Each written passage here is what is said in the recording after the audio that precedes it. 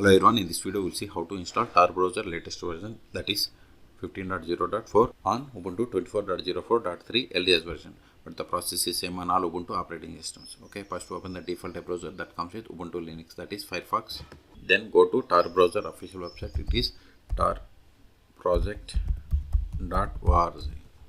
Click on download Tor Browser or click on this download Tor Browser, both are same. Then click on download for Linux. Wait a moment, see download started and its size is 131 megabytes. Wait until download completes. Once download completes, then we will enter this tar file and then we will browse the Tor browser. Download completed. Now open terminal, cd downloads ls tar-xf, then tar, press the tab to autofill entire file name, hit enter, ls. See here we have the Tor browser folder, go to it, cd tar, press the tab, ls. Now execute this file. Don't run this file with sudo user or root account. Give the ./start, press the tab, hit enter. See, we got the Tor browser. Now verify the version. Help about Tor browser. See, we have installed 15.0.5. Close this one.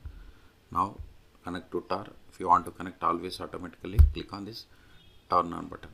Then click on connect. See, we have successfully connected to Tor.